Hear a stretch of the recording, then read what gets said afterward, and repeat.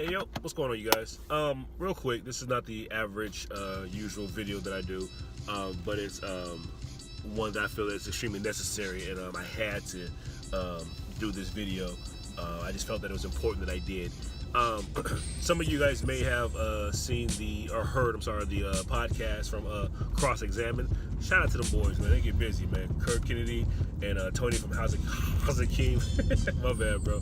But they had a beautiful, actually. I gotta give props. It was a beautiful episode called My Two Cents. But it originated from a conversation that Kurt and I had on his page. A complete misunderstanding on I'm gonna say I took it too far. Basically, he put a post up. One of the homies inadvertently, definitely, I know my guy. He didn't mean it on like that.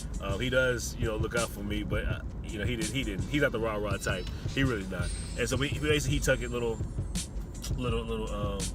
personal, I guess, on my behalf, and I jokingly jumped in, and I thought we was all good. I thought at the end of it all, I thought we cleared things up, everything was straight. But come to find out, Kurt had it bothered him. You know what I'm saying? The whole night he was, festering on that, thinking about that, and that bothers me because Kurt is a hero to me in the Christian hip hop game.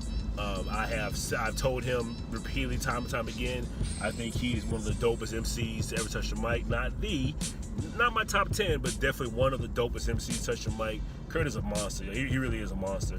The Lord used him mightily in my conversion from charismatic to reform. His album Not Guilty was the first time I heard about the word covenant theology, and so it was crazy how I didn't know. I thought I knew a whole lot about the Bible and about God and so on and so forth. But once I heard that album, I realized, I knew nothing. And that album has been the blueprint, actually to this day, for how I address Christ and so on and so forth. Just a dope album. Kurt is just a phenomenal dude, man. I have a lot of respect. That's why it just kind of bothers me, because I have so much respect for you. I hate it bothers me that I put you in that kind of position where you felt you had to defend yourself, or you felt you had to, do a whole podcast, hours and chain podcast on me. You know what I'm saying? And it's one of those things where it's like, in my wildest dreams would I ever think that I have faith in you. You know what I'm saying? Like that. You just a dope dude, man. I have a lot of respect for you. So I guess this whole video here really just me apologizing. I honestly take full blame for the video, for the way things went. If I hadn't responded with I think that we wouldn't have this conversation. Maybe you or Brandon have a conversation, but then Brandon is so cool, he probably would have fell back and said, "Yo, my bad, forgive me." But I take blame for all this, man. But listen to that podcast, man. I do thank you for that. You and Tony both. Lot of nuggets for me to take from that. A lot of things for me to learn from. I definitely want to get better with my craft. I want to be nicer. And you're right. You guys are 100% right. There is a way of saying how you feel about something and not being disrespectful. And I think as I was listening to the podcast, I was thinking back, thinking back of reviews that I've done. I could have handled that one different. I could have, I should have. Okay, even though I didn't like it, and I was whack, I probably should have said it a little nicer, And I think it was 2018, one or two, I did the whole quote New Year's resolution where I said, I was going to be nicer to the body of Christ when I did a critique of their albums, and I've been nicer actually, but I could see definitely room for improvement, and so I definitely take the nuggets you guys said, man. But at the end of the day, man, I do want to apologize, do want to say I am truly sorry for the role that I played in that conversation, the whole thing, but I do thank you for the nuggets y'all gave me, you know what I'm saying?